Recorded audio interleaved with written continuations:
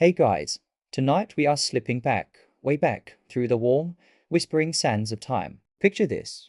You're not in your comfy bed, not yet anyway. Instead, you're standing on the banks of a moonlit river, the air thick with the scent of lotus flowers and distant cooking fires. This is the Nile, the lifeblood of a civilization that saw the world and their own minds in ways that might feel utterly alien to us. We're diving into ancient Egypt, specifically into how they believed their dreams could unlock the future. It was a world where a fluttering eyelid in the dead of night wasn't just a random twitch. It could be a message from a god, a warning, or a promise. And let's be honest, if you were actually there, trying to navigate their world of divine pronouncements, and the occasional plague of locusts, you probably wouldn't survive this with your sanity, or your Instagram feed intact. So, before you get comfortable, take a moment to like the video and subscribe, but only if you genuinely enjoy what I do here. I'd also love to see where you're all tuning in from tonight. Drop your city and local time in the comments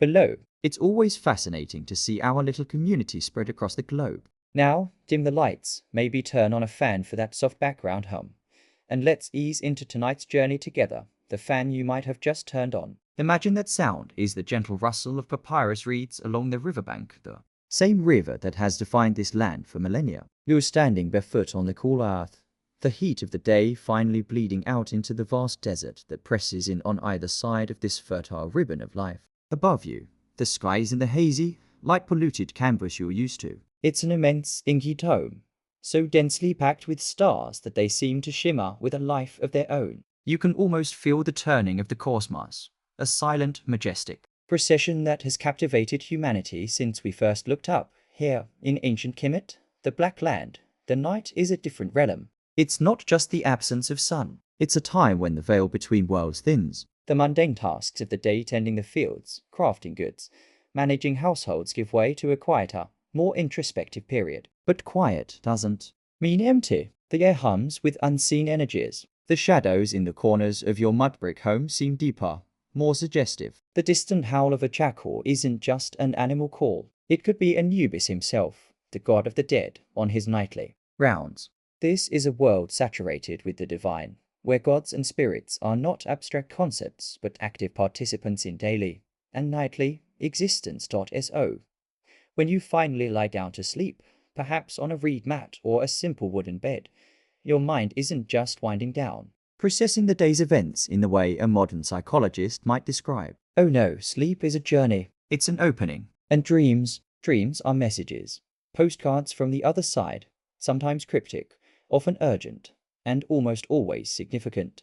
If you woke up from a dream where a baboon, the sacred animal of Thoth, the god of wisdom, offered you a ripe fig, you didn't just shrug and think, weird, must have been that extra helping of lentils. You'd more likely be seeking out someone, quickly, who could tell you what that divine primate and his fruity offering truly signified, and possibly keeping an eye out for actual baboons with figs, just in case. Your head might be resting not on a fluffy pillow, but on a headrest, often made of wood, stone, or even ivory. These weren't designed for cloud-like comfort. Imagine trying to get truly comfortable on a sculpted block. It certainly makes that memory foam pillow you're probably on right now feel like a gift from the gods. Which, ironically, is exactly how they might have seen a particularly good headrest, especially if it was beautifully carved or inscribed. The quirky tidbit here is that these headrests, sometimes called wooden pillows, were often adorned with protective symbols and images of deities like Bes, the dwarf god who was a guardian of households and protector against nightmares. So, even the very object cradling your sleeping head was part of this intricate system of belief, designed to ensure safe passage through the dream world and ward off malevolent spirits. This deep entanglement of the spiritual with the everyday is fundamental. Historians still argue whether the vividness of dream descriptions we find in ancient Egyptian texts reflects a genuine, common hyper-awareness of dream states, or if it's partly a literary convention used by scribes to emphasize divine contact and the importance of the dreamer. Did every farmer experience nightly epics worthy of Cecil B.N. DeMille, or was it the educated elite, the priests and pharaohs, whose dreams were considered and recorded as particularly potent? It's a fascinating question, hinting at the different layers of experience within this ancient society. What's undeniable is that the environment shaped this worldview. The mainstream historical fact is that the entire rhythm of Egyptian life was dictated by the Nile, specifically its annual inundation. This yearly flood, predictable yet immensely powerful, brought fertile silt that renewed the land, ensuring survival. It was a cycle of death and rebirth played out on a grand scale, and it deeply influenced their cosmology, their understanding of order mart versus chaos etched, and their belief in an afterlife. This cyclical, potent, and sometimes unpredictable natural world reinforced the idea that unseen forces were constantly at play, forces that might choose to communicate when the world was hushed and the human mind receptive. There was no clear separation like, this is nature, and this is supernatural. It was all one interwoven tapestry. So, as you drift off in this ancient land, you're not just hoping for a good night's rest. You're hoping for guidance, for a glimpse of what's to come, for reassurance, or even for a warning that could save your crops, your family, or your own skin. Dreams weren't a trivial byproduct of a tired brain, easily dismissed with the morning light. They were a vital source of information, a direct line to the powers that governed everything from the smallest beetle to the mighty pharaoh. There was no doom scrolling on a papyrus scroll before bed to distract you, just the chirping of crickets, the distant bark of a dog, or maybe your neighbor's goat complaining about something, and the immense, silent expectation of what the night might bring. The boundary between your inner world and the greater cosmos was porous, almost non-existent, and what flowed through that boundary, in the form of dreams, was treated with the utmost seriousness. It was a world where your subconscious wasn't just your subconscious. It was a shared space, a meeting ground with the eternal. So, you're lying there on your somewhat unyielding headrest, the desert night call around you, and the dream unfurls in your mind, vivid, strange, perhaps a little unsettling. Your first thought isn't, I need to drink less fermented fig juice before bed. No, your first thought, deep in the core of your ancient Egyptian understanding, is that something powerful, is trying to tell you something. And by someone, you're almost certainly thinking of the gods. The conviction that dreams were direct communications from divine entities wasn't a fringe belief. It was bedrock. It was as fundamental as knowing the sun would rise, an event orchestrated by I himself on his daily journey across the sky. Why this profound certainty? Well, imagine your world. The gods weren't distant, abstract beings chilling on some celestial cloud, occasionally checking their divine inboxes. They were here. They were in the gentle lapping of the Nile's waters, attributed to Happy. They were in the fierce heat of the sun, the power of I. They were in the growth of your crops, thanks to Osiris, and in the fierceness of a protective mother, channeling Isis. Sekhmet could breathe plague and destruction, while Thoth offered wisdom and writing. These weren't just allegories. The divine was an active, potent force woven into the very fabric of existence. The mainstream historical fact is that ancient Egyptian religion was characterized by this immanence of the gods. They were an integral part of the cosmos and daily life, not separate from it. So, if these powerful beings were already managing the big stuff like floods and harvests, why wouldn't they use a more personal channel for specific updates or, dare we say, a bit of divine micromanagement? It makes a certain kind of sense, doesn't it? If a god can make the whole river swell, sending you a dream about a particularly plump catfish seems well within their skill set. Think about the nature of sleep itself. To the ancient Egyptians, sleep wasn't just your body powering down. It was a journey. Your bar, one aspect of your soul often depicted as a human-headed bird, was thought to be capable of leaving your physical body during sleep. It could travel, explore, and crucially, encounter other non-physical entities. The duet, the underworld or spiritual realm, wasn't just a place you went after death. It was a dimension that brushed up against the waking world, and the veil was thinnest during sleep. So, while your car, your life force, remained with your snoozing self, you'd hope your bar was out there, potentially rubbing feathery shoulders with gods, goddesses, spirits of the deceased, and perhaps a few less savory characters we'll get to later. If your soul bird is flapping around in divine airspace, it's not a huge leap to imagine it receiving a message or two. It's certainly more direct than waiting for a pronouncement carved on a temple wall, which might take a while to filter down to your village. This wasn't just a one-way street either. The gods had reasons to communicate. They were invested in Mart, the concept of cosmic order, truth, balance, and justice. If things were slipping, if chaos or isfit was threatening to gain an upper hand, either in the grand scheme of the kingdom or in your personal life, a divine nudge in the right direction via a dream was perfectly logical. It was like a celestial early warning system. Maybe a dream warned of a coming famine, prompting action, or perhaps it guided a pharaoh in a matter of state. These messages weren't idle chit-chat from bored deities. They were functional, purposeful. Egyptologists continue to debate the exact nuances of how different classes of people perceived this divine access. Was a farmer's dream from a local field spirit given the same weight as a vision received by a high priest in the sanctum of Karnak? It's likely there was a hierarchy of divine communication, but the underlying principle remained.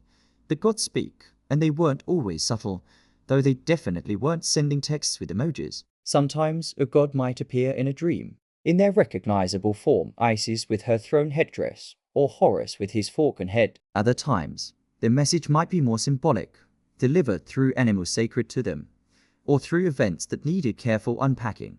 A quirky tidbit is the belief that gods could even send messages through seemingly mundane bodily actions or sensations when you were awake, like an unexpected sneeze at a crucial moment being interpreted as a sign from a deity. So, if a god could make you achew their approval, they could certainly stage a full-blown dream sequence. You might even feel an overwhelming presence, a distinct emotion, or hear a disembodied voice in your dream which would be attributed to a divine source. It's like getting a call from an unknown number, but the caller ID just says Olympus, or in this case, the Ennead. You'd probably pick up. Consider also the sheer power of dreams themselves. Even today, with all our scientific understanding, dreams can be intensely vivid, emotionally charged, and deeply memorable. Now, remove all that scientific framework. Imagine experiencing a terrifying nightmare or an ecstatic vision without the comforting explanation of IEM cycles or subconscious processing. It would feel profoundly real, an experience imposed upon you from an external source. And in a world teeming with gods and spirits, external source actually meant divine source. If you dreamt of your deceased grandmother scolding you for not leaving out enough beer for her spirit, you wouldn't just chalk it up to grief and guilt. You'd be genuinely concerned you'd offended her in the afterlife. The gods, being infinitely more powerful, commanded even more attention. So, when you woke, heart pounding or mind buzzing from a particularly potent dream, it wasn't just a fleeting fancy. It was potential intelligence, a piece of a divine puzzle. The gods weren't just up there, managing the cosmos with a detached sort of benevolence. They were involved, they had agendas, and they had your dream address. They might be warning you about a dodgy business partner, perhaps appearing as a hyena laughing over a pile of your grain, or reassuring you that a risky venture would succeed. Maybe a vision of a flourishing date palm. The point was, they were communicating because they could, and because, from the Egyptian perspective, they needed to keep the great cosmic machine, and your tiny part in it, running smoothly. It was less about faith in a distant creator and more about an ongoing, interactive relationship with a pantheon of superpowered entities who just happened to prefer the night shift for their more personal briefings. They probably figured you were less likely to be distracted by, say, a rogue hippo wandering into your field if they got you while you were horizontal. All right, so you've had a dream. Maybe a god, or at least a very official-looking ibis, has delivered some cryptic imagery to your sleeping mind. You're convinced it's important, a divine memo that needs decoding. What's your next move? You don't just post about it on your papyrus feed and see what your friends think, hoping for a few OMG. Truth totally slid into your DMs. Comments. No, this is serious business. You need an expert. You need a sacred dream reader. These weren't just any wise old auntie or uncle who was good at guessing riddles. These were specialized individuals, often priests or wise women, who possessed the knowledge, the training, and crucially, the divine connection to interpret these nightly transmissions. Think of them as the ancient world's most exclusive IT support team for divine communications, only instead of asking if you've tried turning it off and on again, they're asking about the color of the snake that bit you in the dream and whether it had one head or, heaven forbid, 7. These individuals were highly respected, and for good reason. Misinterpreting a divine message could have dire consequences. Not just for you, but potentially for your family or even your community. Imagine the pressure. Okay, Neferhotep. The pharaoh dreamed of 7 lean cows eating 7 fat cows. You've got one shot to tell him what it means. No pressure. But the entire agricultural policy of Egypt for the next 14 years is riding on this. And try not to get thrown to the crocodiles if you're wrong. It's a career path that makes modern-day stock market prediction look like a relaxing hobby.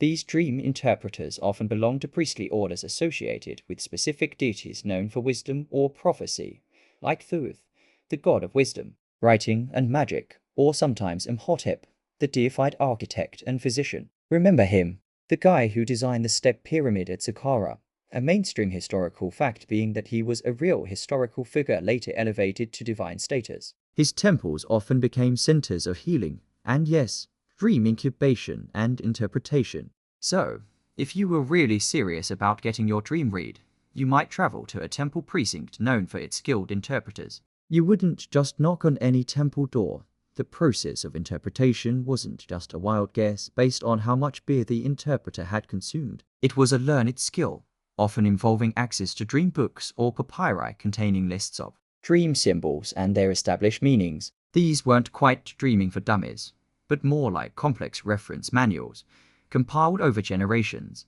We'll delve deeper into these texts later, but for now, understand that an interpreter would listen to your dream narrative intently, perhaps asking clarifying questions.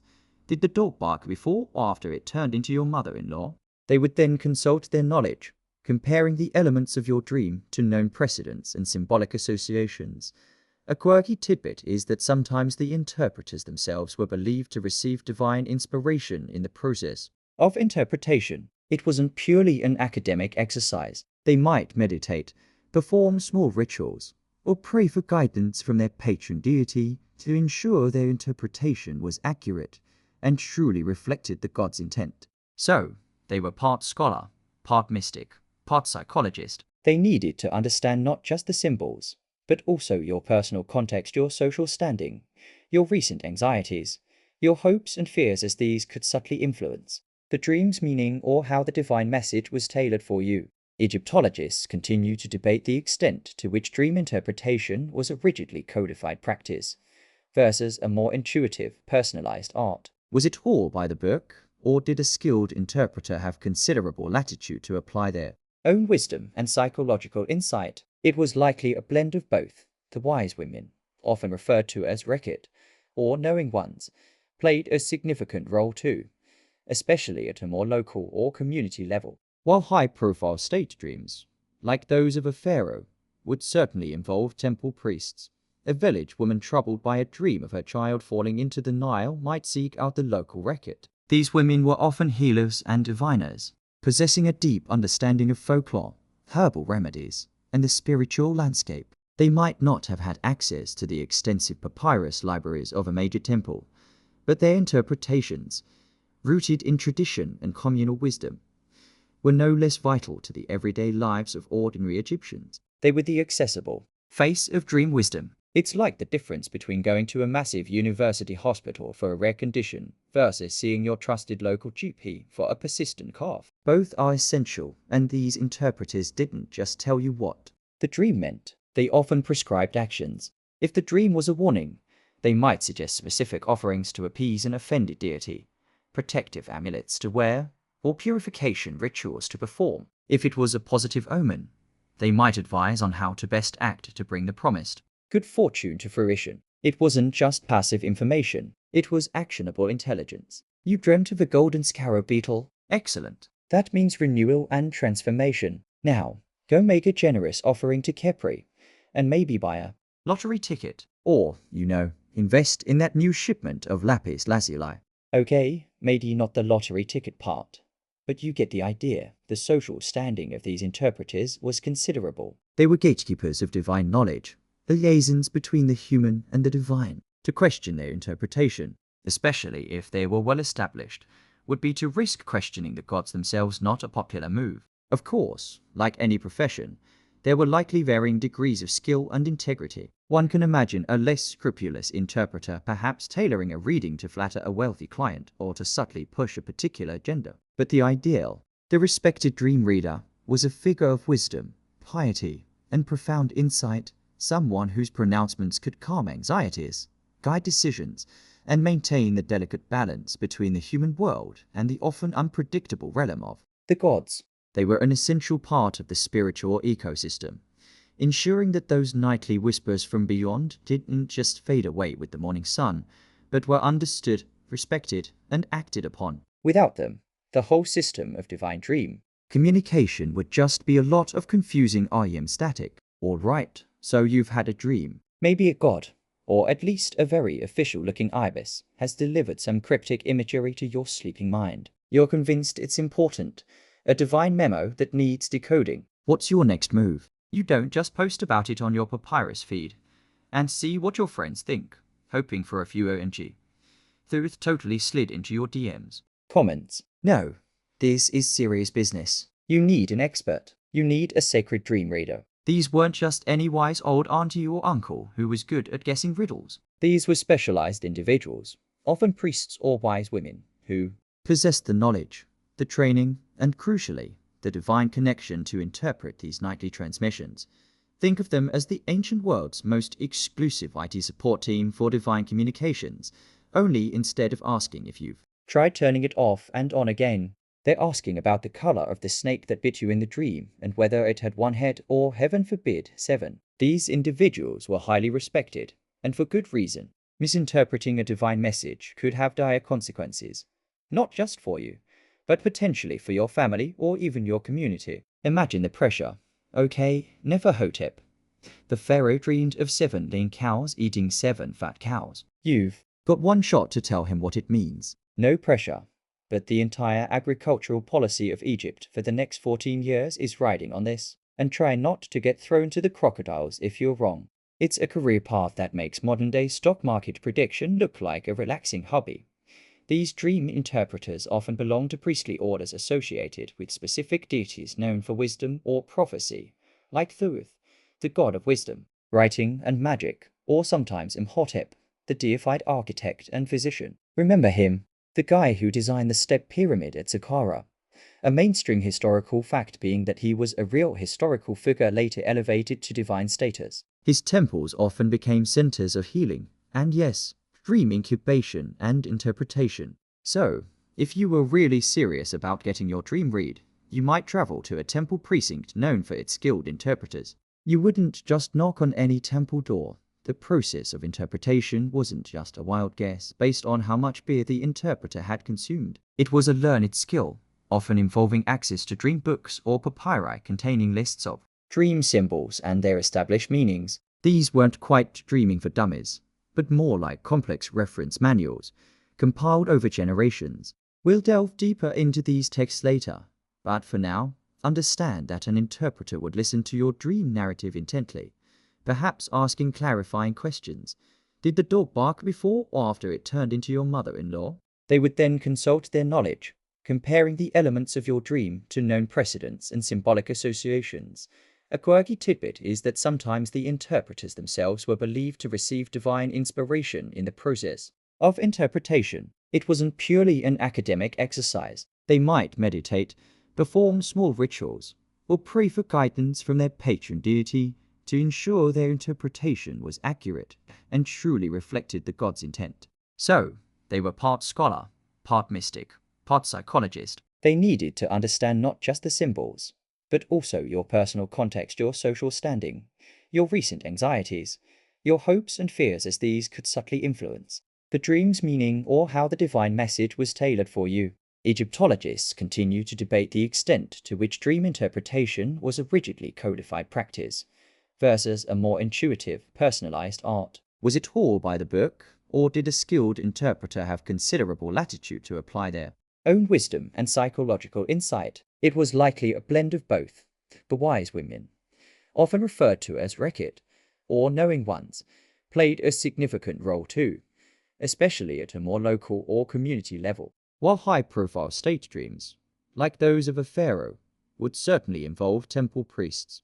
A village woman troubled by a dream of her child falling into the Nile might seek out the local Rekit. These women were often healers and diviners, possessing a deep understanding of folklore, herbal remedies, and the spiritual landscape. They might not have had access to the extensive papyrus libraries of a major temple, but their interpretations rooted in tradition and communal wisdom, were no less vital to the everyday lives of ordinary Egyptians. They were the accessible face of dream wisdom. It's like the difference between going to a massive university hospital for a rare condition versus seeing your trusted local GP for a persistent cough. Both are essential, and these interpreters didn't just tell you what the dream meant. They often prescribed actions.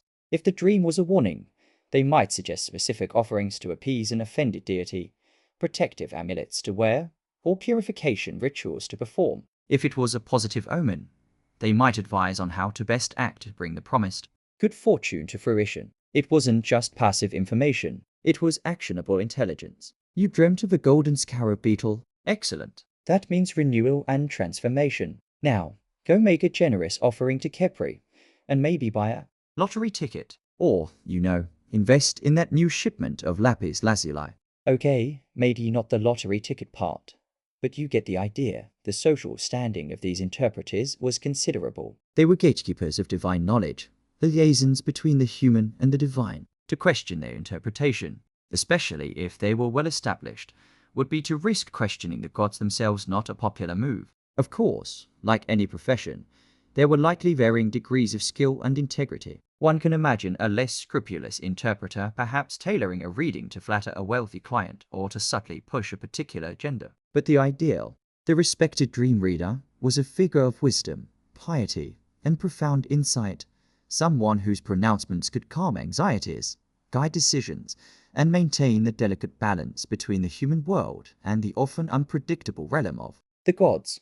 They were an essential part of the spiritual ecosystem, ensuring that those nightly whispers from beyond didn't just fade away with the morning sun, but were understood, respected, and acted upon. Without them, the whole system of divine dream communication would just be a lot of confusing REM static. So, you've had a dream, whether it was a spontaneous nocturnal emission from the divine, or one you actively sought in a temple sleep sanctuary. Now comes the tricky part. Not all dreams are created equal in the eyes of an ancient Egyptian. They didn't just lump everything into good dream or bad dream.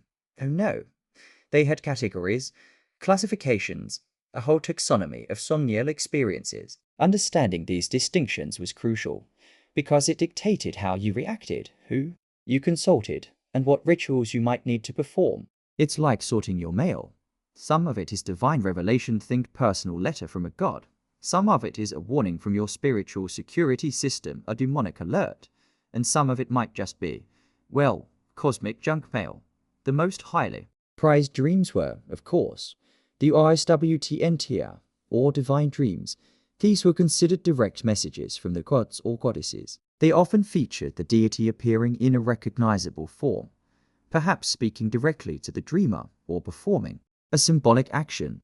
A dream where Ptah, the creator god of Memphis, hands you a perfectly crafted ankh, the symbol of life, would be a clear 5-star divine dream. These dreams were seen as unambiguous truths, revelations of what was to come or what needed to be done. They carried immense authority. If a pharaoh had such a dream, it could, and often did, influence state policy, military campaigns, or major construction projects. Remember how we talked about pharaohs' dreams shaping destinies? This is where that power originates. Then there were dreams that were perhaps less direct, more symbolic, but still considered to originate from a divine or benevolent source. These might involve auspicious animals, like a scarab beetle representing rebirth and Khepri rolling a ball of dung symbolizing the sun, or a fertile field heavy with grain. These were good omens, suggesting prosperity, success, or well-being. They still required interpretation, as the symbolism could be layered, but the overall feeling was positive. You'd wake up from one of these with a spring in your step, maybe humming a little hymn to Hathor, the goddess of joy and love. On the flip side, you had the troubling dreams, the ones that left you waking in a cold sweat. Among these were dreams sent by hostile deities or malevolent spirits. Ancient Egyptians had a healthy respect for the forces of chaos and darkness. While not necessarily evil in the way some modern religions conceive of it, these entities could certainly cause trouble, illness, and misfortune. A dream featuring a monstrous serpent like Apep, the eternal enemy of Ai, or demons from the underworld, would be a serious cause for alarm. These weren't just bad dreams. They were spiritual attacks or dire warnings. The mainstream historical fact is that Egyptian cosmology included a host of demons and dangerous spirits, inhabitants of the Druid underworld who could impact the living, especially through dreams or illness. They weren't just abstract concepts, but very real threats. This brings us to the Hemat or nightmares, which were often attributed to these malevolent entities or angry ghosts of the dead. If you dreamt that your deceased great-uncle, the one you forgot to leave beer out for, was chasing you with a blunt hoe, that wasn't just guilt. It was a clear sign he was displeased and potentially causing trouble from the other side. These dreams were often accompanied by feelings of terror, paralysis, a phenomenon we now call sleep paralysis, but they'd have a much more supernatural explanation, or being suffocated. The response to such a dream would be immediate. Purification, rituals, apotropaic magic to ward off evil, and offerings to appease the offended spirit or protect oneself from the demonic influence. You'd be calling your dream interpreter and maybe a specialized magician. Pronto. Think of it as calling paranormal pest control. A quirky tidbit involves the idea that some dreams were simply false dreams or cetum cega, meaning deaf dreams or silent dreams. These were dreams that didn't necessarily come from a divine or demonic source, but were perhaps just the ramblings of the mind, or perhaps even deceptive dreams sent to lead one astray. Egyptologists continue to debate how Egyptians distinguished between a truly significant divine dream and one of these false or insignificant dreams, especially before formal interpretation. Was it the vividness, the emotional impact, or specific content that tipped them off? It's likely that if a dream was confusing, muddled, or didn't fit known patterns, it might be dismissed or treated with more caution. Not every dream about falling of a pyramid was a divine prophecy. Sometimes you just ate too many honey cakes before bed.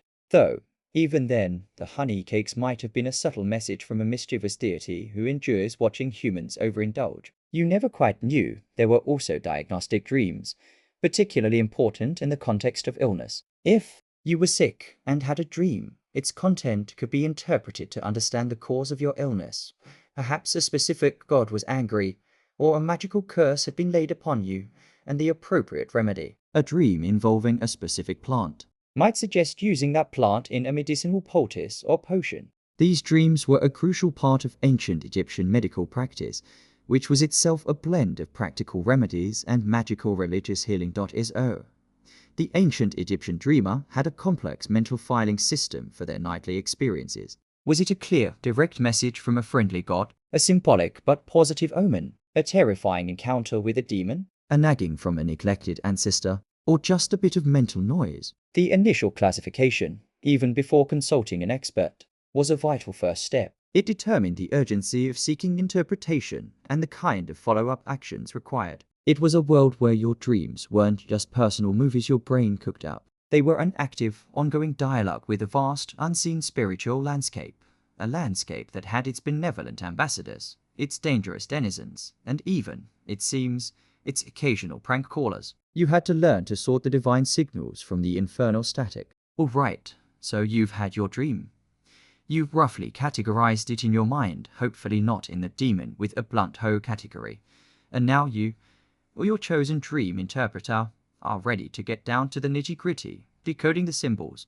Ancient Egyptian dream interpretation wasn't just about the overall vibe of the dream. It was about dissecting its components, the specific images and actions that played out in your nocturnal cinema. And just like their intricate hieroglyphic writing system, their dream language was rich with specific meanings. We're going to start dipping our toes into these symbolic waters, unlocking some of the common hieroglyphs that appeared in their dream narratives.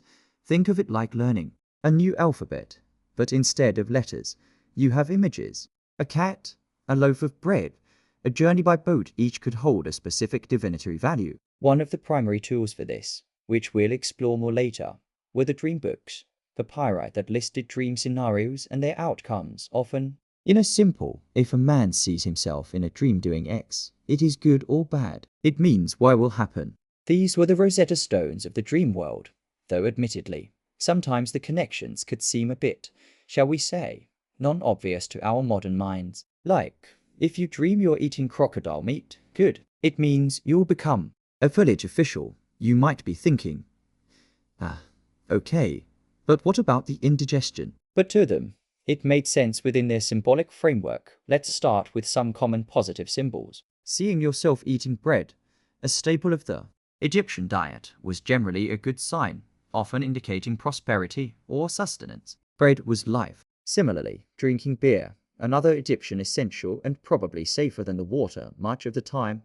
could also be auspicious, sometimes meaning joy or celebration. If you dreamt of white bread or clear beer, even better purity and clarity of the good fortune. However, if the bread was moldy or the beer was cloudy and bitter, that could flip the meaning entirely, suggesting spoilage or trouble. Details mattered. Animals played a huge role in dream symbolism, which is no surprise given how intertwined their lives were with the natural world and how many of their deities had animal manifestations. Seeing a cat, sacred to the goddess Bastet, was often a very good omen, promising protection, joy, or perhaps a good harvest, as cats protected the granaries from pests. A quirky tidbit is that even dreaming of killing a cat, a terrible real-world crime in many periods, could sometimes have a surprisingly positive interpretation in a dream context, like overcoming enemies. Dream logic. It's a strange beast. A cow, especially a healthy, fat cow. Hello, Joseph and Pharaoh, was a symbol of abundance, nourishment, and motherhood, linked to goddesses like Hathor or Isis. Seeing a cow giving milk was doubly auspicious. Conversely, a lean or sick cow, as in that famous pharaonic dream, was a clear warning of famine or hardship. Bulls often represented strength, virility, and royal power. Dreaming of a strong bull might mean you're about to get a promotion, or perhaps just feel particularly energetic. Birds were also common. Falcons, associated with Horus and royalty, were usually a good sign, indicating power, victory, or a message from on high. An ibis, the sacred bird of Thoth, god of wisdom, might mean you are about to receive wisdom or that your words will be influential. Geese, often kept for food, could symbolize prosperity. However, some birds, like vultures, associated with death, and goddesses like Nekbet, a protective deity, but also a scavenger, could have more ambiguous or even negative connotations depending on the context of the dream. Water, especially the Nile, was a potent symbol. Dreaming of a clear, calm Nile might mean peace and abundance. A dream of successfully navigating a boat on the river could signify overcoming obstacles or a successful journey in life. But dreaming of a flooded, chaotic Nile or of drowning was a very bad omen, suggesting overwhelming problems or danger. The state of the water was key. Historians still argue whether the interpretations of common symbols were universally fixed across all regions and social classes in Egypt, or if there was significant local variation in symbolic meaning. Did a farmer in a small delta village interpret a snake dream the same way a priest in Thebes would? It's likely there was a core understanding, but regional folklore could have added unique layers.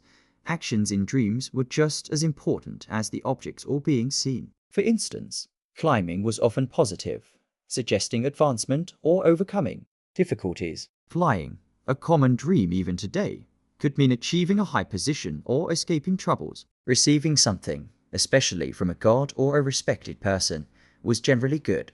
Giving something away, however, could sometimes mean loss, unless it was an offering.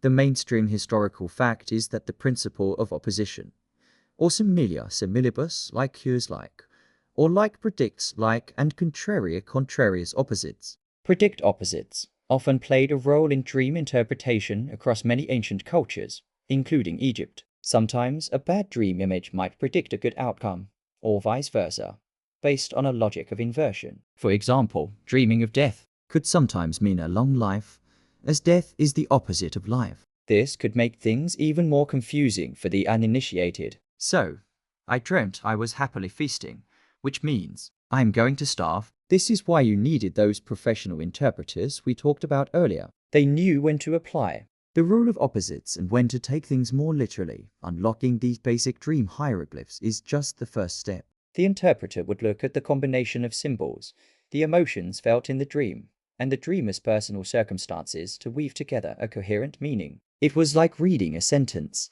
Individual symbols, words combined to create a larger message. A dream of a cat eating a snake next to a loaf of white bread while a calm Nile flows by is a very different message from a dream of a vulture attacking a lean cow during a flood. One sounds like a pretty good Tuesday. The other sounds like you need to make some serious offerings, and fast. Learning this symbolic language was key to navigating the future the gods were trying to show you, one dream at a time. We've cracked open the basic lexicon of Egyptian dream symbols.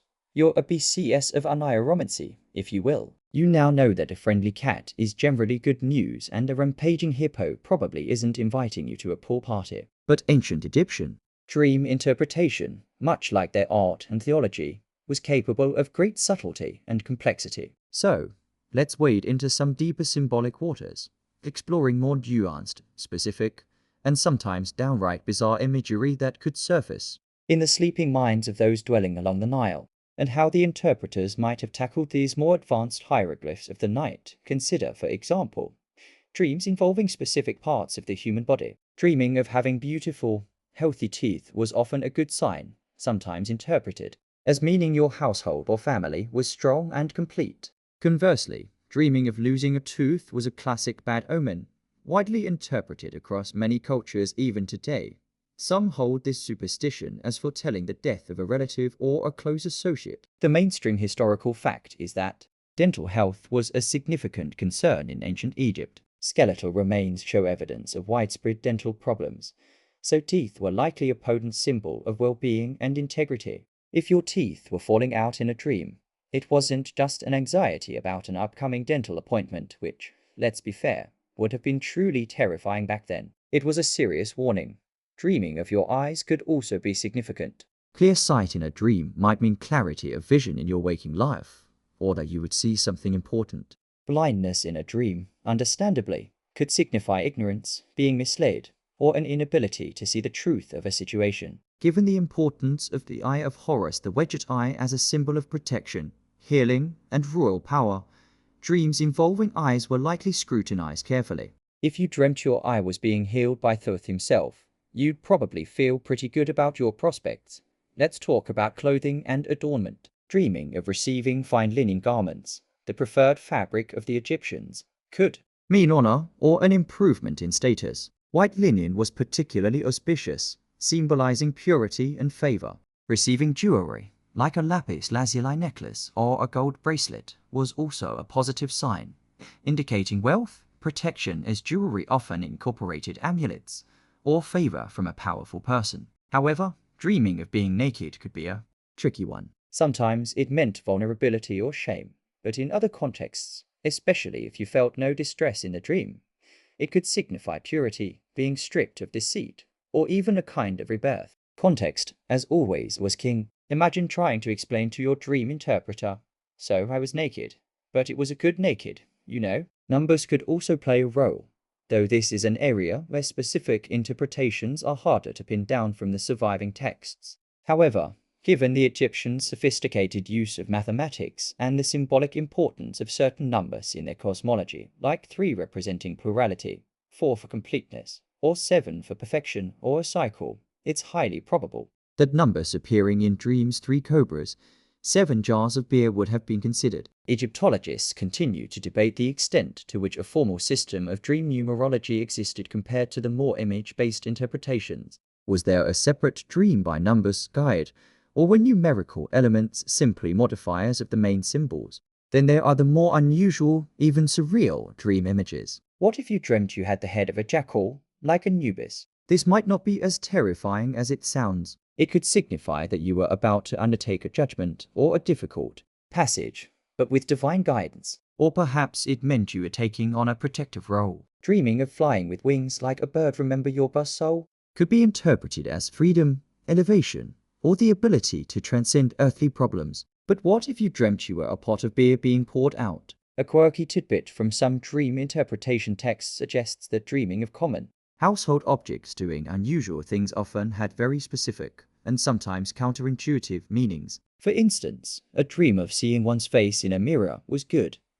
meaning a new wife, while dreaming of seeing one's backside was bad, meaning he will be an orphan. Don't ask me to explain the logic on that last one.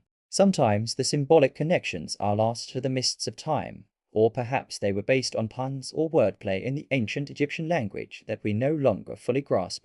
Dreams of locations were also important. Dreaming of being in a beautiful, flourishing garden of paradise, or Siket Aru, The field of reeds was obviously a wonderful omen, suggesting peace, afterlife blessings, or earthly delights. Dreaming of being in a dark, desolate desert, however, might mean barrenness, isolation, or facing chaos isfet. If you dreamt you were in a temple, the specific temple and what happened there would be crucial. An encounter with a benevolent deity in their sanctuary was top tier. Being chased out of a temple by angry baboons, not so much. You'd probably want to make some offerings to Thoth, and maybe avoid baboons for a while. Even the direction of movement could be symbolic. Moving eastward, towards the rising sun, was generally auspicious, symbolizing rebirth and new beginnings. Moving westward, towards the land of the dead, could be more ominous, unless it was in the context of a positive funerary dream.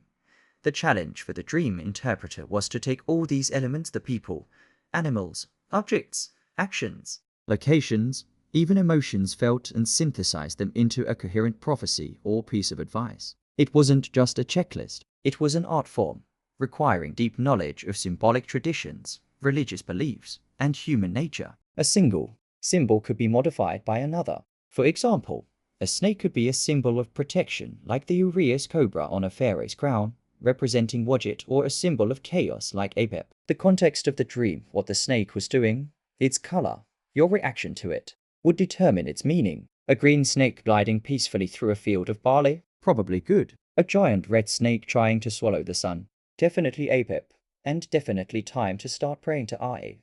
These deeper symbolic waters show that Egyptian dream interpretation was a sophisticated system, capable of addressing a vast range of human experiences and anxieties. It was a language designed to translate the often chaotic imagery of the night into meaningful guidance for the day, a way of charting a course through life with the help of these nocturnal maps from the divine. And you thought understanding your own dreams was complicated.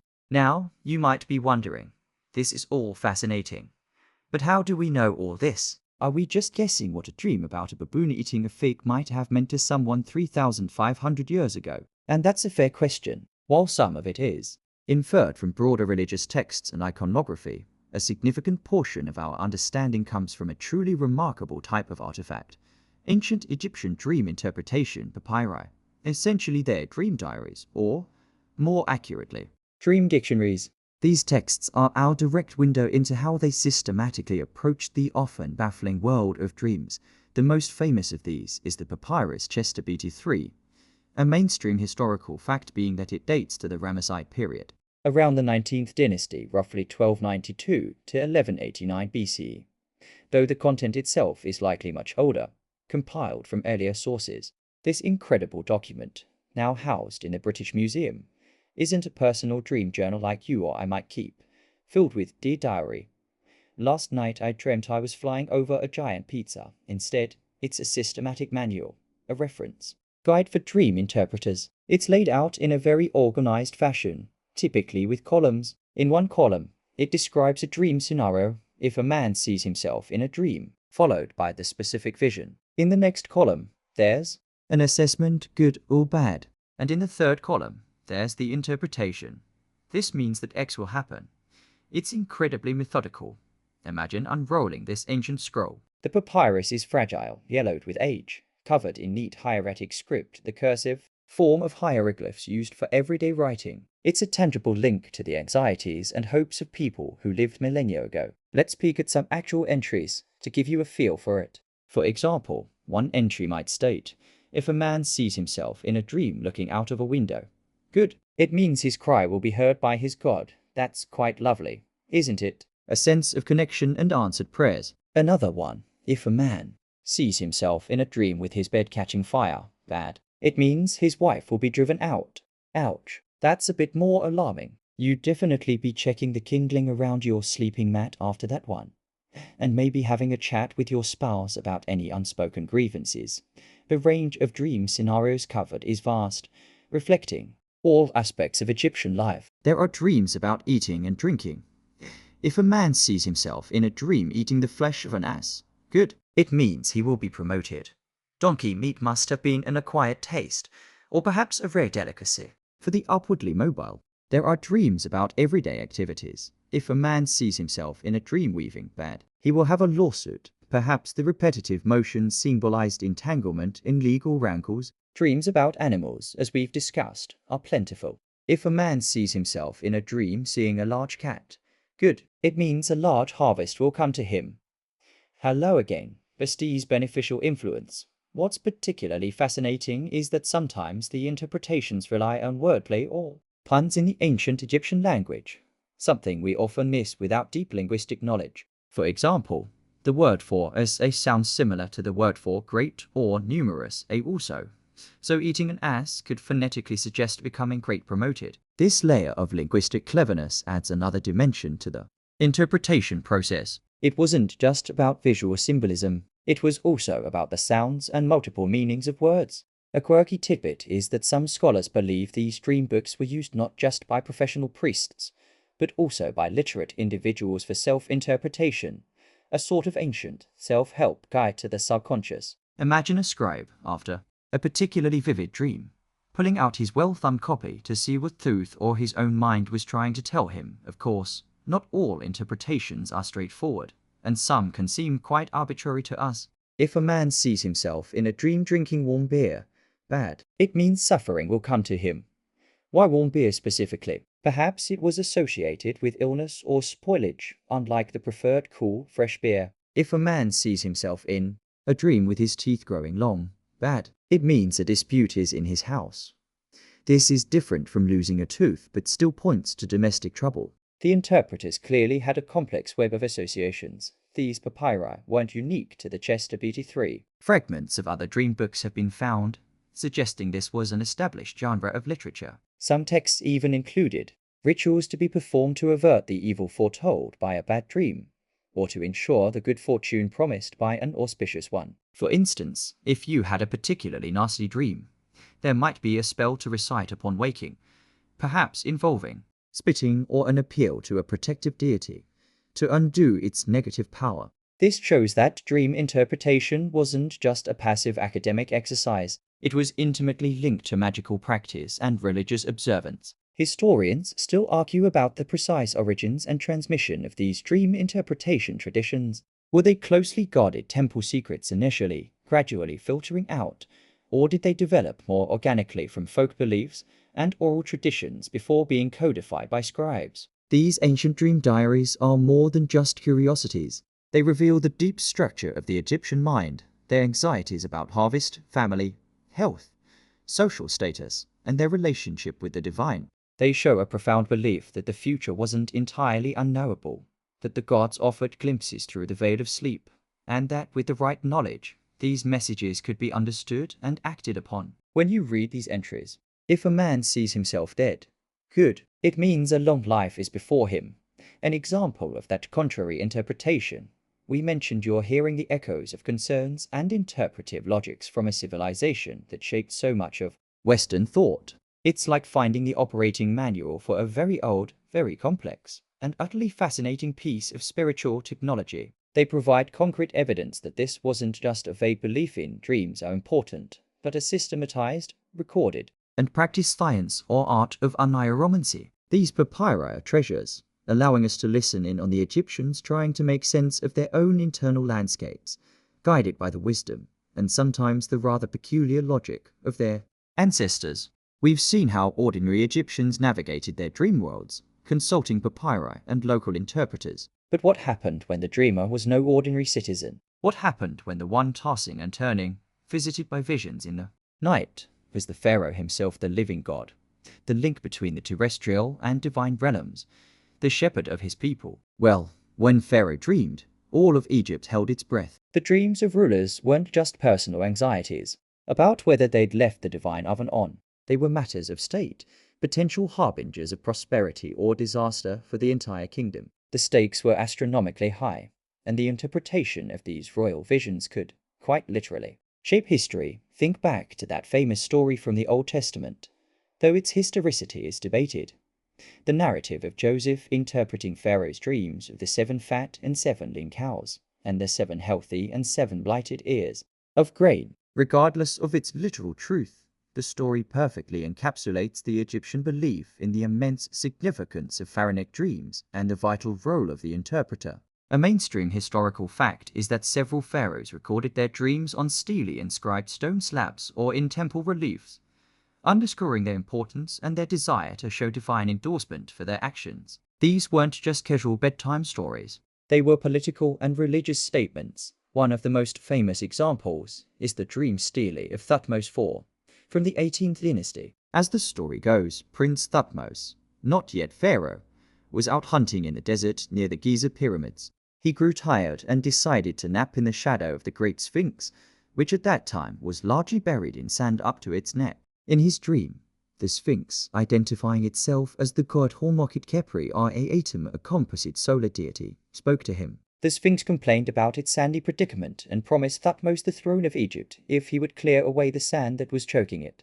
Upon waking, Thutmose, being a dutiful and ambitious prince, did exactly that. He excavated the Sphinx, and lo and behold, he did indeed become pharaoh. He then erected a massive granite stele between the Sphinx's paws, recounting this dream for all posterity. Now, cynics might say this was a brilliant piece of political propaganda. What better way to legitimize your reign, especially if your claim to the throne wasn't entirely straightforward, than to say, hey, the great Sphinx himself, a manifestation of the sun god, personally told me I'd be king if I did him a solid. It's certainly a powerful endorsement. But whether it was a genuine divine dream, a very vivid nap-induced hallucination, or a shrewd political move, or perhaps a bit of all three, the dream stele shows the cultural currency of such divine visions. It demonstrates that a pharaoh's dream was considered a legitimate source of authority and a direct communication channel with the gods concerning the fate of the nation.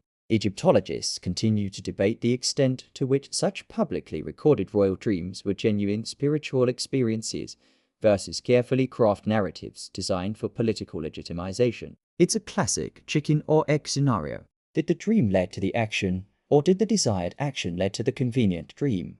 Another significant royal dream is that of Tanu-Tamani, a Kushite pharaoh of the 25th dynasty. His dream, also recorded on a stele, involved two serpents, one on his right and one on his left. His interpreters told him this meant he would rule both Upper and Lower Egypt, the south and the north. This dream was used to justify his campaign to try and reclaim control over all of Egypt from the Assyrians. Here again, a dream provides divine sanction for a major military and political undertaking. It rallies support and frames the pharaoh's ambitions as divinely ordained. It's not just my idea to march north, guys.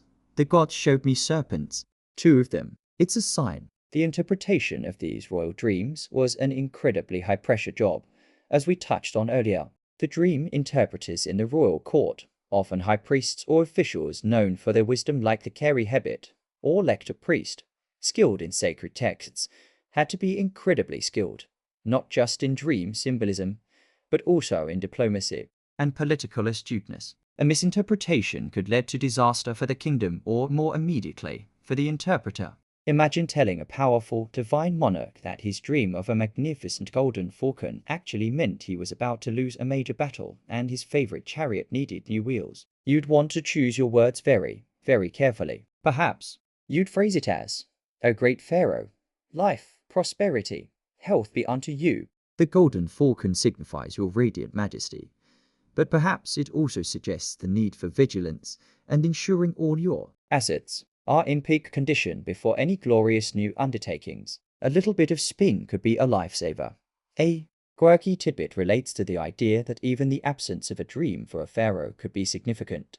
If a pharaoh was seeking guidance on a crucial matter and failed to receive a dream after performing the necessary rituals or incubation, it might be interpreted as the gods withholding their favor or indicating disapproval of the proposed course of action. Silence from the divine could be as telling as a vivid vision. These pharaonic dreams weren't just about grand political or military strategies. They could also concern religious matters, such as the proper worship of a god, the restoration of a temple, or the appointment of a new high priest. If a pharaoh dreamt that a particular deity was displeased with the state of their sanctuary, you can bet that a renovation project would be fast-tracked. The god's wishes, conveyed through the royal subconscious, were commands. The belief in the power of the pharaoh's dreams reinforced his unique position. He wasn't just a king. He was an intermediary, uniquely attuned to the divine will. His dreams were a conduit through which the gods guided and protected Egypt. This made the interpretation of his dreams a matter of national security and divine importance. The fate of the two lands could literally hang on the symbolic meaning of a fluttering bird or a crumbling pyramid in the royal slumber. So, while your dream about losing a tooth might cause you personal anxiety, Pharaoh's dream about a blight on the barley could send ripples of concern and action throughout the entire Nile Valley, from the humble farmer to the highest echelons of the priesthood and bureaucracy. His nocturnal visions were, in a very real sense, Egypt's visions too.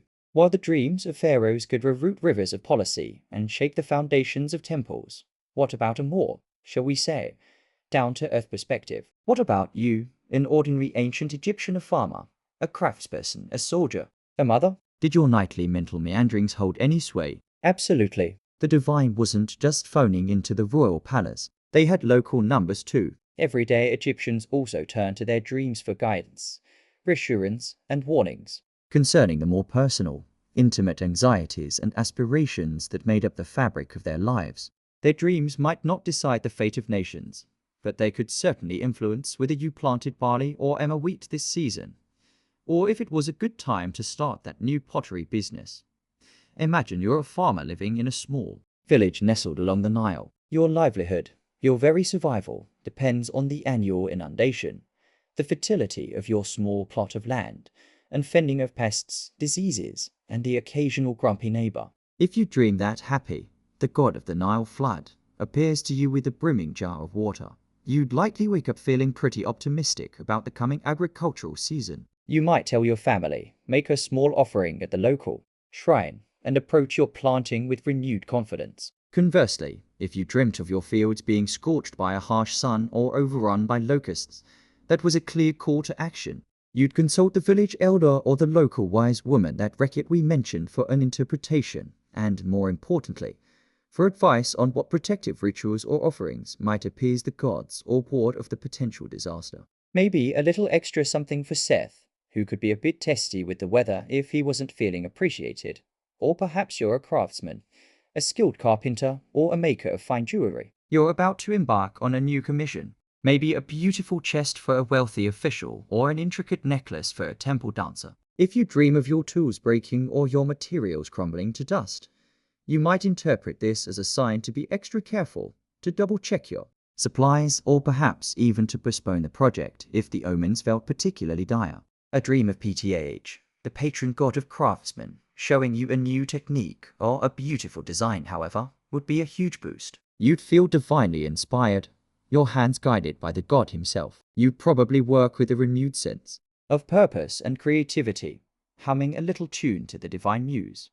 Personal relationships were another major area where dream guidance was sought. If a young woman dreamt of receiving a garland of blue lotus flowers, a symbol of love and sensuality, often associated with Nefertem from a particular young man, she might see this as a very auspicious sign for a potential romance. He dreams of me might not have been a phrase, but the gods show him giving me lotus flowers definitely had a certain ring to it. Conversely, dreaming of strife with your spouse, perhaps seeing them turn into a scowling baboon. Remember, Thuth's sacred animal, but a scowling one is rarely good news, would be a cause for concern and might prompt efforts to resolve any underlying tensions, maybe with a carefully chosen offering to Hathor, goddess of love and joy, to smooth things over. Health was, of course, a paramount concern. The mainstream historical fact is that ancient Egyptian medicine, while possessing some surprisingly effective practical treatments, was also deeply intertwined with magic and religion. If you or a family member fell ill, dreams could be crucial. A dream might reveal the cause of the illness, perhaps an angry deity or a malevolent spirit. Or, as we saw with temple incubation, a dream could suggest a cure, a specific herb to use, a ritual to perform, or a pilgrimage to a healing shrine. A dream where the scorpion goddess Circuit appears and gently removes a sting might be interpreted as a sign of recovery from a venomous bite or illness. These weren't just comforting illusions. They provided a framework for action and hope in a world where many ailments were poorly understood and often fatal. Even seemingly mundane decisions could be influenced by dreams.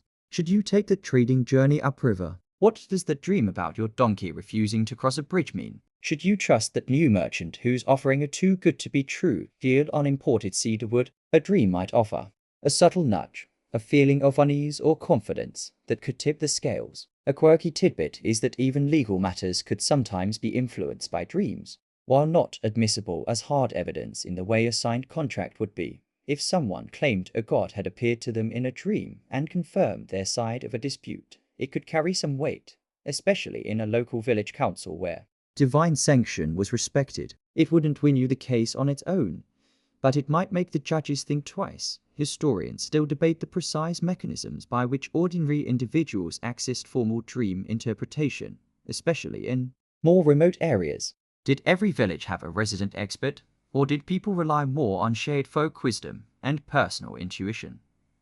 Perhaps only seeking out a temple priest for truly significant or terrifying dreams. It was likely a spectrum. Some individuals might have owned very simplified dream interpretation guides or had a family tradition of understanding certain common symbols. Others would have relied entirely on community specialists. The key thing is that for the everyday Egyptian, dreams were not just random mental noise. They were a practical, accessible form of divination, a way of navigating the uncertainties of life. They offered a sense of agency, a belief that you weren't just a passive victim of fate, but that you could receive guidance, take precautions, and align yourself with the will of the gods to ensure a better outcome for yourself and your family. Whether it was the best time to sow your seeds, who to marry, or how to cure your child's fever, the answers might just be waiting in the quiet wisdom of the night, whispered into your sleeping ear by a concerned, or sometimes mischievous, deity. It was a deeply personal, deeply ingrained part of their spiritual toolkit for surviving and thriving in the land of the Nile. So, we've painted a picture of ancient Egypt as a society deeply immersed in the belief that dreams were divine telegrams, meticulously decoded by specialists and heeded by everyone from the mightiest pharaoh to the humblest farmer. It seems like a world utterly convinced of this unromantic worldview. But was it truly universal? Was there absolutely no room for doubt, for a touch of skepticism, for someone to wake up after a particularly bizarre dream about, say, a hippopotamus, teaching hieroglyphs to a flock of geese and think, you know what, I think that was just a weird dream, probably the leftover lentils? It's a tempting question to ask from our more secular, scientific standpoint, while direct, explicit evidence of widespread skepticism towards the divine nature of dreams is scarce in the monumental inscriptions or formal religious texts which, by their nature, tend to present the official view. It's important to remember that ancient Egypt was a complex society spanning over 3 millennia. Human nature being what it is, it's highly probable that some individuals, at some times, harbored private doubts or took a more pragmatic, less literal approach to their nightly visions. Perhaps not outright atheism regarding the gods, but maybe a more nuanced view on whether every single dream was a direct hotline to the divine. Think about it. Even with access to dream books like the papyrus Chester BT3, interpretations could sometimes seem contradictory or, as we've seen, based on rather obscure puns. If you had a dream that the book said was bad, your goat will run away, and your goat was perfectly happy munching on papyrus shoots in your yard the next day, and the day after, you might start to wonder about the infallibility of the interpretations, or at least that specific entry. You might not announce your skepticism from the temple steps, that wouldn't be wise, but a little seed of maybe not this time, could certainly have been planted. We do have some ancient Egyptian literature that explores themes of skepticism more broadly, particularly within the wisdom literature genre. Texts like The Dialogue of a Man with His Bar, sometimes called The Man Who Is Tired of Life, delve into disillusionment, the suffering in the world, and questions about the afterlife and divine justice. While not directly about dreams, this type of reflective, questioning literature shows that Egyptian thought wasn't monolithic. It could accommodate doubt and philosophical inquiry. Historians still argue whether this wisdom literature reflects a niche intellectual current among the elite or hints at more widespread undercurrents of questioning within the broader population. Could similar skeptical thoughts have been applied to the realm of dreams? It's plausible. A quirky tidbit that might hint at a more practical, less overtly supernatural view in some contexts comes from medical papyri. While many medical treatments involve magical spells and appeals to deities often in conjunction with dream diagnosis, as we've discussed, some texts also show a surprisingly empirical approach to certain injuries and ailments, describing them with observational detail and proposing physical treatments. For example, the Edwin Smith Papyrus, dealing primarily with trauma surgery, is remarkably rational for its time. If a physician could see a clear physical cause for a problem, like a broken leg, they might rely more on splints and bandages than solely on dream interpretation to guide treatment, though they might still recommend prayers for a good recovery. This suggests a capacity for discernment, for understanding that not everything required a supernatural explanation, even if the supernatural was always a potential factor. Could this pragmatism have extended to some dreams being seen as just dreams? Consider also the sheer volume of dreams. If every single dream was a divine message needing urgent interpretation and action, life would become unmanageable. Sorry, can't come to work today, boss. Dreamt my sandals turned into ducks. Got to figure that one out. There must have been some level of filtering. Some dreams dismissed as insignificant. Perhaps those false dreams or silent dreams we touched upon earlier. The very existence of such a category implies that not all dreams were automatically considered divine thunderbolts. Who decided a dream was silent? Perhaps it was an intuitive judgment by the dreamer or the interpreter, a sense that a particular dream lacked the gravitas or characteristic hallmarks of a genuine divine communication. Furthermore, within the priestly classes themselves, who were the custodians of this knowledge, there might have been different schools of thought or levels of literalism. Some interpreters might have been more inclined to see dreams as deeply symbolic psychological events, still divinely influenced perhaps, but requiring a more nuanced, less direct one-to-one interpretation than dream of X means Y will happen tomorrow. The mainstream historical fact is that Egyptian religion was capable of sophisticated theological speculation, as seen in texts like the Memphite theology. It wasn't always simple, literal belief. It's conceivable that some learned priests saw dream interpretation as a complex art involving understanding the human psyche as well as divine patterns. However, it's crucial not to project modern skepticism anachronistically. The overarching cultural framework was one where the gods were real, active, and communicative. Outright denial of the possibility of divine dreams would have been rare and socially unacceptable. It would be like someone today in a deeply religious community loudly proclaiming there's no God. It would be a radical stance. So, any doubt was more likely to be subtle, a questioning of specific interpretations rather than the whole system, a personal feeling that this particular dream was just a jumble of thoughts, or perhaps a humorous, private acknowledgement of the absurdity of a particularly wild dream, without necessarily dismissing the possibility that other dreams were meaningful. So, while the dominant narrative we receive from ancient Egypt is one of profound belief in divinatory dreams, it's reasonable to assume a spectrum of belief and interpretation existed. There were likely individuals who, while not rejecting the gods, might have approached their own dream lives with a bit more of a wait-and-see attitude, or perhaps a private eye roll after dreaming their pet baboon was giving lectures on the proper mummification of fish. The system was robust enough to accommodate this, perhaps through the category of false dreams, allowing for the occasional nocturnal absurdity without dismantling the entire edifice of divine communication. After all, even the gods might have a sense of humor, or just a day off from sending clear messages.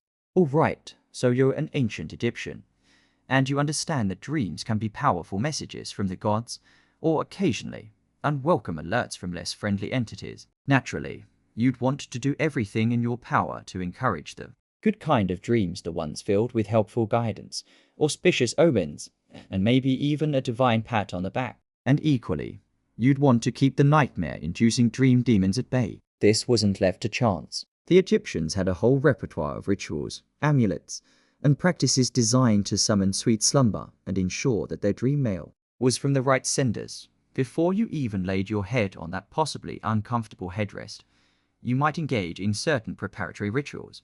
Evening prayers were common, often addressed to deities associated with the night, protection, or wisdom. A simple offering of a bit of bread or a libation of beer poured out to a household god or an ancestor could be a way of saying, "Hey, looking out for you. Please look out for me tonight." Cleanliness was also important. Ritual washing or purification before bed wasn't just about hygiene. It was about spiritual readiness, making yourself a more fitting vessel for divine communication. You wouldn't want I or Isis to drop by for a dream chat if your spiritual aura was metaphorically or literally dusty. One of the most common ways to encourage good dreams and protection during sleep was through the use of amulets. Ancient Egyptians loved their amulets. They had them for all sorts of purposes, and sleep was no exception.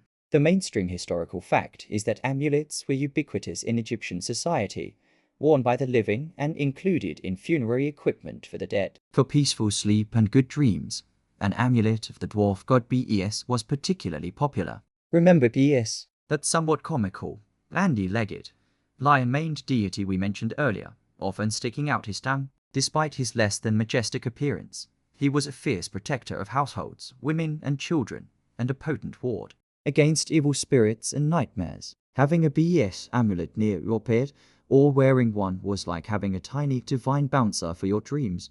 He'd make sure only the VIP very important prophecies got through. Another powerful protective symbol often incorporated into bed structures or headrests was the Sar sign, a looped cord design which represented protection. The tight knot, or Isis knot, was another amulet associated with the goddess Isis and her protective powers, often used to safeguard mothers and children, but also generally for well-being, which would naturally extend to peaceful sleep. And of course, the wedged eye, the Eye of Horus, was an all-purpose symbol of protection, health, and restoration. You might have a small wedged eye carved into your headrest or worn on a necklace that you kept on while sleeping. It's like having ancient Egyptian, not an antivirus for your soul.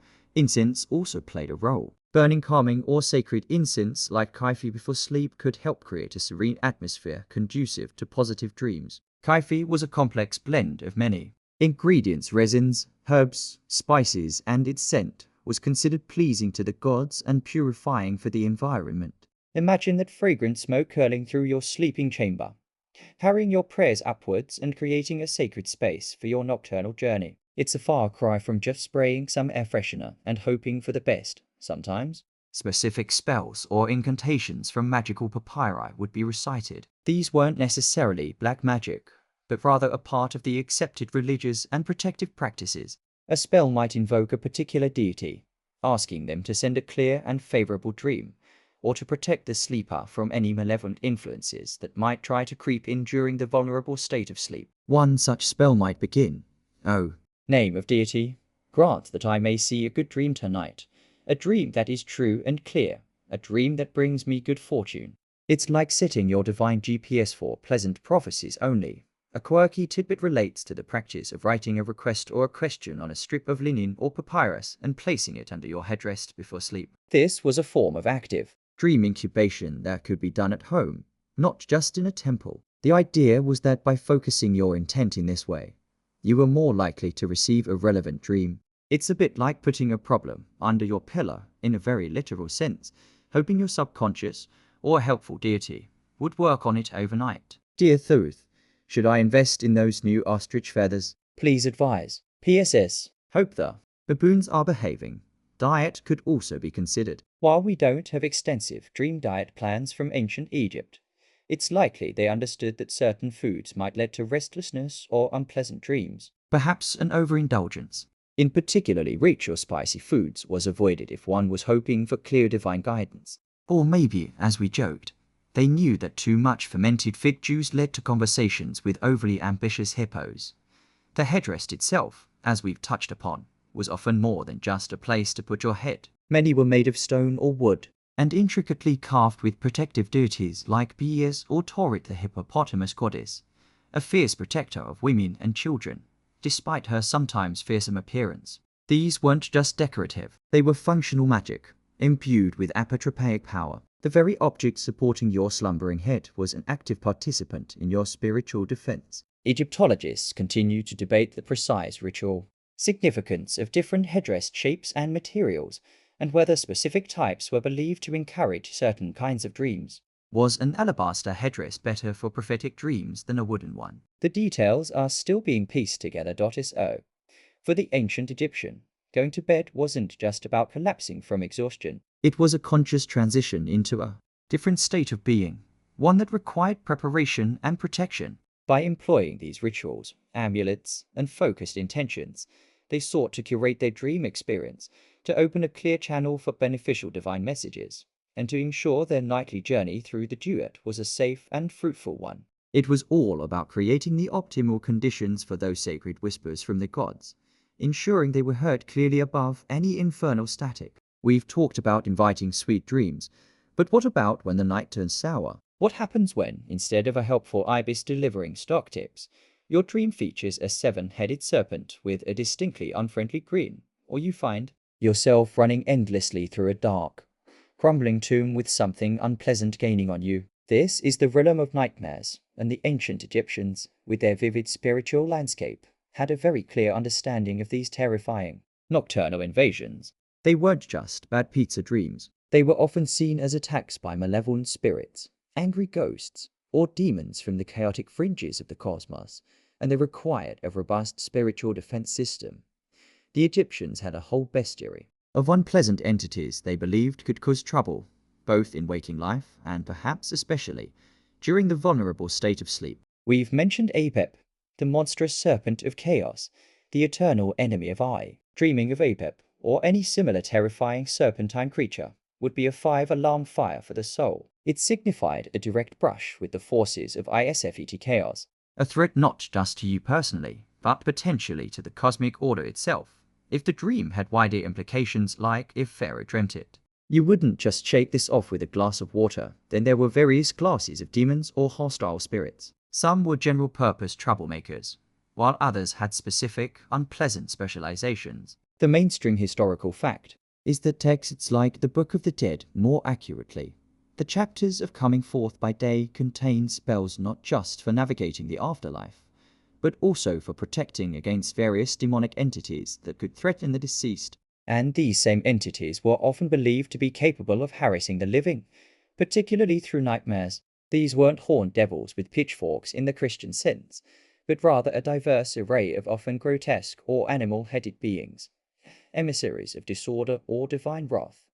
Angry or restless ghosts of the dead, the AKHW, could also be a sort of nightmares. If you had neglected your funerary offerings to a deceased relative, or if someone had died unjustly and their spirit was unquiet, they might manifest in your dreams, causing distress, illness, or terrifying visions. Remember that dream about your great-uncle with the blunt hoe? That's a classic angry ghost scenario. The dream was a wake-up call.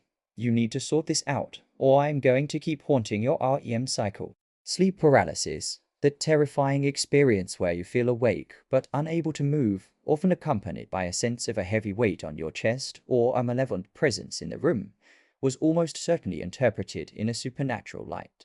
Today, science explains it as a temporary disconnect between brain and body during the transition between sleep stages. For an ancient Egyptian, however, this would be a clear sign of a spirit or demon physically oppressing them. The night hag phenomenon, found in folklore across many cultures, has its roots here. You'd feel a presence, often a suffocating one, and attribute it to a specific type of malevolent entity that specialized in such nocturnal assaults. So, what did you do if you woke up, heart pounding, from one of these spiritual onslaughts? You didn't just tell yourself it was only a dream.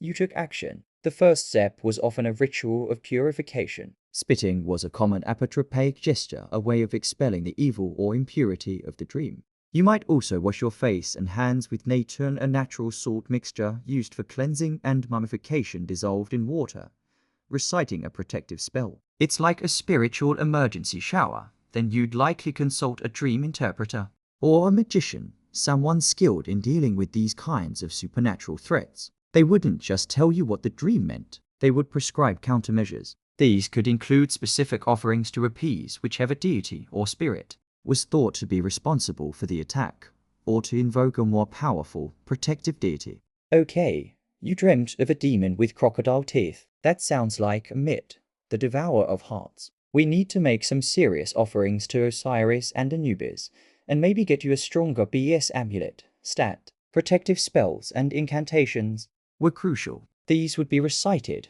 sometimes written on a piece of papyrus and worn as an amulet, or even inscribed on a healing statue over which water would be poured and then drunk as a form of medicine. These spells often involved naming the demon or hostile force, as knowing its name was believed to give you power over it. They might also involve commanding the entity to depart, often in a rather forceful and not very polite manner. Think of it as ancient Egyptian spiritual restraining order.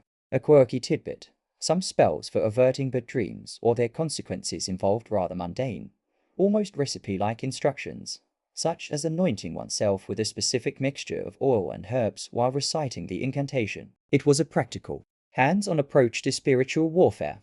Amulets, as always, were a key part of the defense. If you were prone to nightmares, you double down on your protective charms. Amulets of Bes, Toret the Hippo goddess, and the Wedget Eye were prime choices. Sometimes more specific amulets might be recommended based on the nature of the nightmare. If you dreamt of snakes, an amulet depicting a mongoose, a natural enemy of snakes, or the god Horus spearing a serpent might be employed. Egyptologists continue to debate the specific functions of some lesser-known amuletic figures and whether certain ones were exclusively for dream-related protection. The sheer variety of amulets suggests a highly specialized system of magical defense. Sometimes, a trap might be set for the malevolent dream sender. Figurines representing the hostile entity might be created and then ritually destroyed, or a magical boundary drawn around the bed. The idea was to actively fight back, not just passively endure the attacks. Ultimately, battling night terrors in ancient Egypt was an active, ritualized process. It involved understanding the source of the threat as identified through interpretation, purifying oneself of its taint, invoking powerful divine allies, using magical spells and amulets for defense, and sometimes taking direct action against the offending entity. Nightmares weren't just a sign of a troubled mind. They were a breach in your spiritual defenses, an intrusion from the chaotic beyond that needed to be firmly and decisively repelled. It was a nightly battle sometimes, but one for which the Egyptians felt they had the weapons and the divine allies to fight, ensuring that the terrors of the dark didn't entirely overrun the peace of their slumber. We've journeyed through dreams as divine messages, as warnings, as fuel for pharaonic ambition, and as battlegrounds against nocturnal nasties. But what about the ultimate journey? What about death? For the ancient Egyptians, life on Earth was just one part of a much grander cosmic narrative, and the afterlife was a very real, very important destination. So, it's natural to wonder, how did dreams connect to their incredibly elaborate beliefs about death, the deceased, and the soul's perilous voyage into the great beyond? The connection, as you might expect, was profound and multifaceted. Firstly, dreams were often seen as a way for the living to communicate with the dead, and vice versa. Remember those HW, the effective spirits of the deceased who, if content, could be benevolent, but if neglected or angered, could cause trouble, including sending bad dreams. Well, they could also send good dreams, messages of guidance, or simply appear to reassure their living relatives that they were doing okay in the field of Reed's the Egyptian paradise, Siket Aru. If you dreamt of your beloved, recently departed grandmother appearing healthy and happy, surrounded by lotus flowers and offering you a perfectly ripe fig, you wouldn't just dismiss it as wishful thinking. You'd take it as a genuine visitation, a comforting postcard from the afterlife, confirming her successful passage and continued well-being. This would bring immense solace. Conversely, if a deceased relative appeared in a dream looking distressed, hungry, or angry, this was a serious call to action. It meant their funerary called the regular offerings of food, drink, incense, and prayers that the living were obliged to provide was being neglected. The mainstream historical fact is that maintaining the cult of deceased ancestors was a vital familial and social responsibility in ancient Egypt. These offerings weren't just symbolic. They were believed to actually sustain the Ka life force and soul aspect of the deceased in the afterlife. So, a troubling dream featuring a hungry ancestor was a divine nudge to get back on track with the offerings, lest they become a malevolent spirit out of sheer cosmic starvation. Sorry, Great Aunt Merit, totally forgot your pear and bread last Tuesday. Won't happen again, especially if you stop making my teeth fall out in my dreams. Dreams could also play a role in funerary rituals themselves. Sometimes a significant dream experienced by a mourner might be incorporated into the eulogy or inscribed on funerary equipment, seen as a final message from or about the deceased. If a son dreamt his deceased father was successfully navigating the trials of the underworld, guided by Anubis, This would be a powerful affirmation of the efficacy of the mummification, the spells from the Book of the Dead, and all the elaborate preparations made for his journey. Furthermore, the very nature of the bar, that human-headed bird aspect of the soul that could leave the body during sleep, has interesting implications. If the bar could travel in dreams while you were alive, it was certainly believed to be active and mobile after death. The goal of many funerary rites was to empower the bar and car to reunite with the mummified body and to achieve a state of being as an etched, an effective transfigured spirit. Perhaps dreams offered the living a glimpse into the bar's journeys, whether those journeys were in the earthly realm during sleep or in the duat after death. Egyptologists continue to debate the precise relationship between the dream state and the perceived experiences of the soul in the initial stages of the afterlife. Was dreaming a kind of training ground for the soul's post-mortem travels? A quirky tidbit relates to letters to the dead. We mentioned letters to gods earlier. Well, Egyptians also wrote letters to their deceased relatives, often on pottery poles or papyrus, appealing for help with worldly problems or complaining about injustices. While not dreams themselves, these letters often mention dreams or ask the deceased to intervene in ways that might manifest through dreams. For example, someone might write, "Oh, my beloved husband, appear to me in a dream and tell me who has stolen my copper pot." Or make the troublesome neighbor stop his accusations by sending him a terrifying dream. The dead was seen as powerful intercessors, still connected to the world of the living and reachable through various channels, including, perhaps, influencing the dreams of others on your behalf. It's like asking your celestial family to do a bit of ethereal lobbying. Moreover, the content of some religious texts, like the Amduat, that which is in the underworld, or the Book of Gates, which describe the nightly journey of the sun god, i.e. through the 12 hours of the night and the various demons and deities he encounters, has a very dreamlike, symbolic quality. These texts, often inscribed in royal tombs, were essentially maps and guides for the deceased pharaoh to successfully navigate the underworld and be reborn with the sun each morning. The vivid, often surreal imagery within these funerary compositions, gods with bizarre forms, monstrous serpents, lakes of fire, feels akin to the landscape of a powerful dream. It's possible that the understanding of the afterlife was, in part, informed by the archetypal imagery and experiences encountered in profound dream states, especially those sought through temple incubation or experienced by religious specialists. The hope for a peaceful and prosperous afterlife was central to Egyptian belief. Dreams that offered reassurance about this, either through visitations from happy deceased relatives or through auspicious symbols related to Osiris, lord of the underworld, or the field of reeds, were incredibly important. They provided comfort, validated religious practices, and reinforced the cultural conviction that death was not an end, but a transition to another form of existence, an existence that could still, on occasion, intersect with the world of the living through the mysterious portal of dreams. The veil between worlds was thin, and dreams were one of the ways whispers could pass through, connecting those who had gone west with those who still walk the banks of the Nile. So, here we are, nearing the end of our journey through the dream-soaked landscape of ancient Egypt. We've seen how dreams were considered divine missives, how specialists decoded their cryptic symbols, how pharaohs stayed kingdoms by them, and how everyday folk sought guidance and battled nightmares with their help. We've even peeked into how dreams connected the living with the realm of the blessed dead. Now, as the first rays of our sonship begin to touch the horizon, it's time to consider the legacy of these ancient beliefs. Did these Egyptian ideas about dreams and their predictive power just fade away with the last hieroglyph carved, or did they cast long shadows, their echoes rippling through eternity to touch subsequent cultures and even our own modern understanding? The influence of ancient Egypt on later civilizations, particularly in the Mediterranean and Near Eastern worlds, is undeniable. Think of the Greeks, for instance.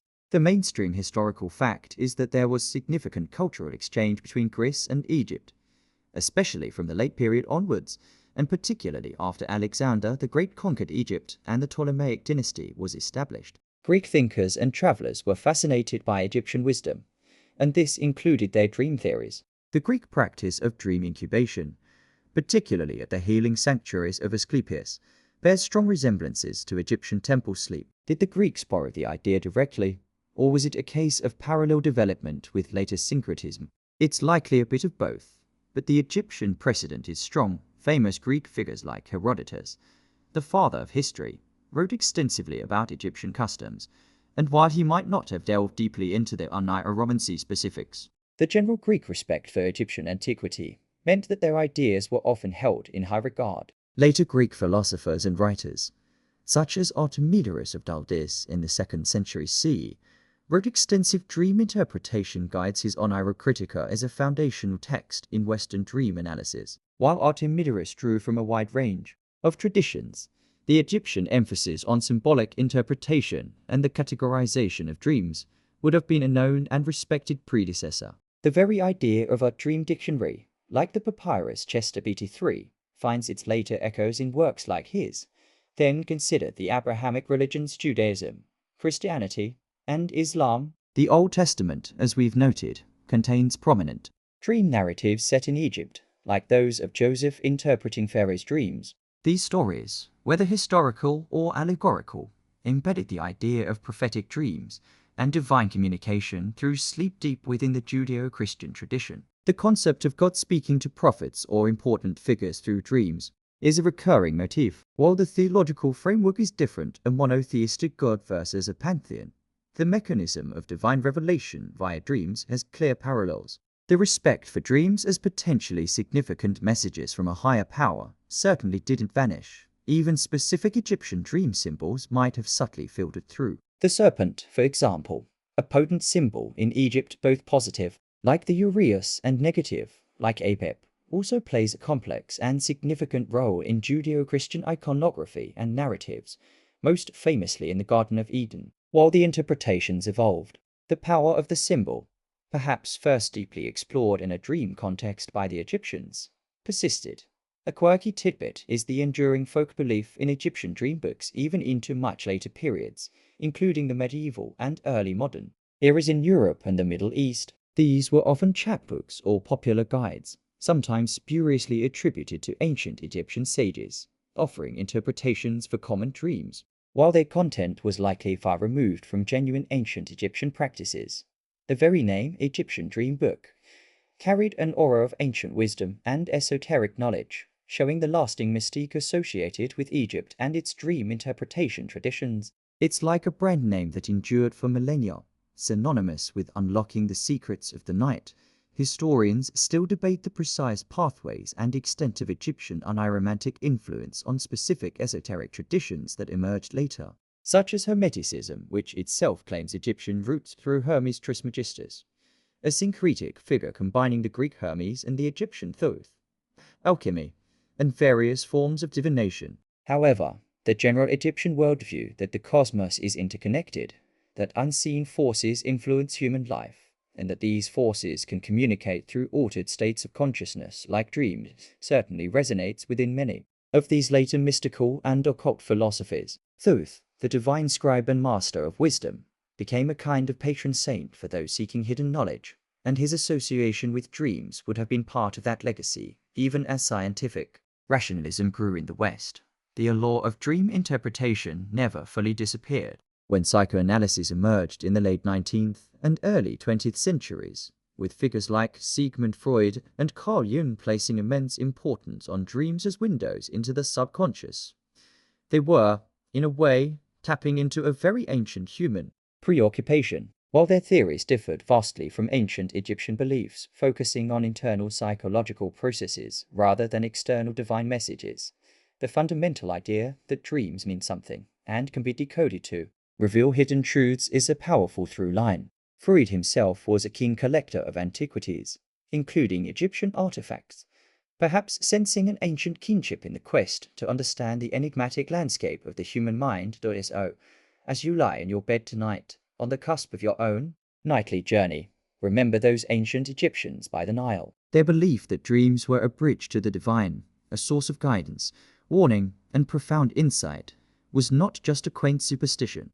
It was a sophisticated system of thought that shaped their civilization, influenced their neighbors, and left faint but discernible echoes that still resonate in the ways we think about our own dreams. The idea that our sleeping minds can offer us more than just jumbled replays of the day, that they might hold keys to understanding ourselves and our world, is a legacy that stretches back through millennia. to a time when the gods whispered their secrets on the warm, desert air into the receptive ears of those who knew how to listen in the dark. The specific gods may have changed, the symbols may have shifted, but the mystery and the allure of the dream world remain, the tireless echo of an ancient human quest for meaning. The night has deepened around you now, hasn't it? The tales of ancient Kemet, of gods whispering through the veil of sleep, of pharaohs charting their courses by starlit visions, and of ordinary folk finding solace or warning in their nightly subconscious journeys, have perhaps made the shadows in your own room feel a little more populated. But these presences are not to be feared. The ancient Egyptians, for all their concern with troublesome spirits, ultimately saw the dream world as a source of profound connection, a way to align themselves with the rhythms of a cosmos that was alive and communicative. As you begin to feel that gentle pull towards your own sleep, let your mind drift back to the banks of the Nile. Feel the cool night air, see the impossibly brilliant stars, hear the soft rustle of reeds. The concerns of your day, the to-do lists and worries, can recede, just as the hustle of an ancient Egyptian marketplace would give way to the hush of evening. The need to interpret every fluttering image that crosses your mind's eye is not as pressing now, perhaps. Their legacy is not one of anxiety, but of awe at the mind's capacity, at the enduring human quest to find meaning in the mysterious tapestry of consciousness. Allow your breathing to slow, to deepen, mirroring the gentle ebb and flow of that timeless river. The complexities of their dream dictionaries, the weight of Pharaonic pronouncements, these can all soften now. What remains is the simple, profound truth that for millennia, humans have found comfort, guidance, and a sense of the sacred in the quiet theater of their own minds during sleep. Let any lingering images of serpents or jackal-headed gods transform into mere patterns of light and shadow behind your eyelids. There are no urgent messages demanding decipherment tonight, only the gentle invitation to rest, to restore, to simply be. The fan's hum, if you have one, becomes the distant chant of temple priests, a soothing, repetitive sound that lulls and reassures. The ancient world, with all its wonders and its worries, is now a soft, fading echo. All that matters is the peace of this present moment, and the quiet promise of renewal that sleep brings.